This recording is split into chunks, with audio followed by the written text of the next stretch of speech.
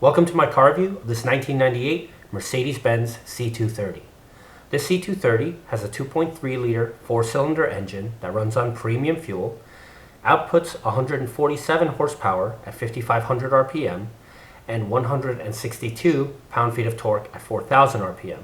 It redlines at about 6,000 to 6,200 RPM. This car gets about 20 city miles per gallon, 28 highway, and 23 combined. This engine has a 10.4 to 1 compression ratio with dual overhead cam. The C230 weighs about 3,250 pounds curb weight, and the 0 to 60 time is somewhere around 9 seconds.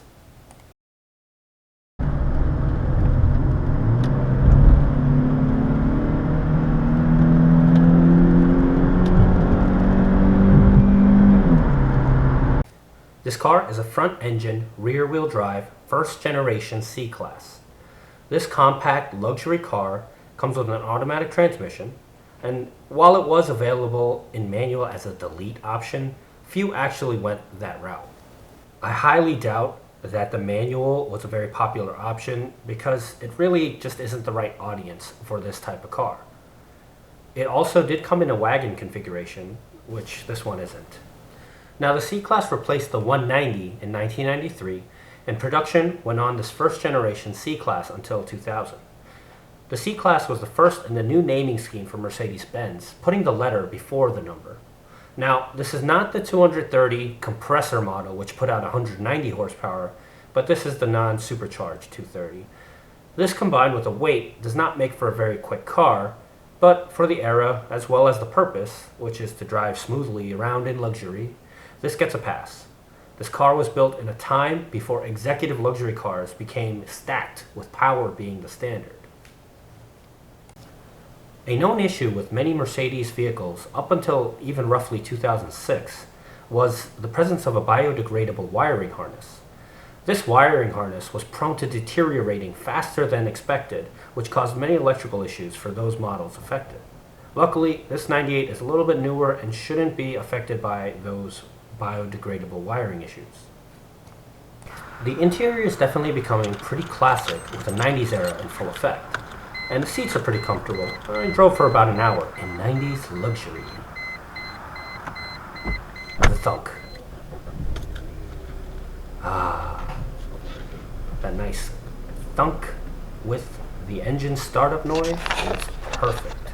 Now, we look at the dash, and definitely period correct. Simple analog gauges. We've got the headlight switches here, and then we've got seat controls on the door. Now, looking at the center console, a lot of buttons, a lot of really pretty old looking Mercedes Benz. Window switches are in the middle as well, which kind of takes some getting used to.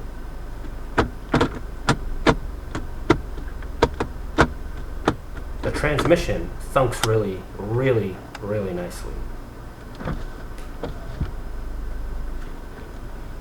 And the trunk release is also in the middle, as well as rear controls. So you have an old phone, and then like another compartment that's deeper, as well as this compartment, which I just put my water bottle in. Glove compartments. Yeah, the materials are kind of hard touch plastic, which I guess, yeah, it was a lower end model, but I kind of expected a little bit more from Mercedes. Okay, so the window wiper stock and the turn signal is the same, but I kept getting it confused with the darn cruise control stock, so I kept trying to turn with the cruise control stock. Anyway, single wiper blade, kind of cool. Look at it move.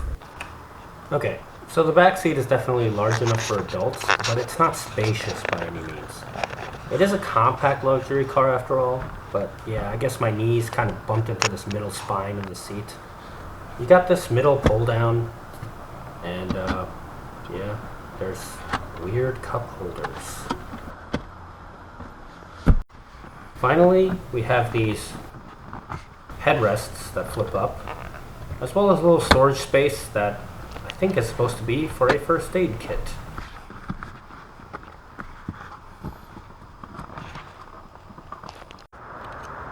Here's a key fob. You stick that nub into the ignition to turn it on, and you pop the trunk as well.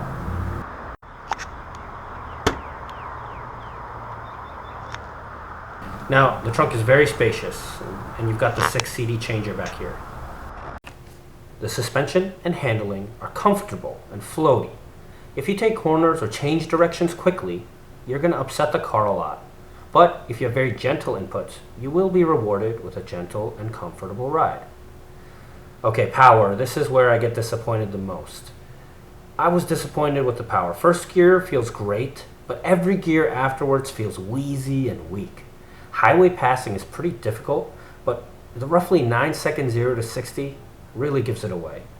I see why many owners recommend the compressor model, which really bumps up the horsepower. The overall comfort is very comfortable. I really like the leather seats, and the air conditioning works really well, which is essential for this Hawaiian heat. Okay, when it comes to the pros, it's comfortable, it's a great overall package for the price, and you get the Mercedes name. Cons. Alright, the power. Enough said about that. I'm not going to say the handling isn't good, because during the 90s, luxury cars rarely had sporty handling. It just wasn't made for quick handling. It's made for comfort and absorbing bumps on the road, which at nearly 20 years of age, it still does it really great. I hope you guys enjoyed this car review of this 1998 Mercedes Benz C230. I'm really happy I got to review a car while I was on holiday with my wife in Hawaii. And this C230, while it wasn't a brand new vehicle, I found it to be quite interesting just to get a throwback of 1990s luxury. I hope you guys enjoyed this video. Hope you like, comment, and subscribe, and check out some of my other videos, car reviews, and car tutorials. And I'll see you next time. Peace.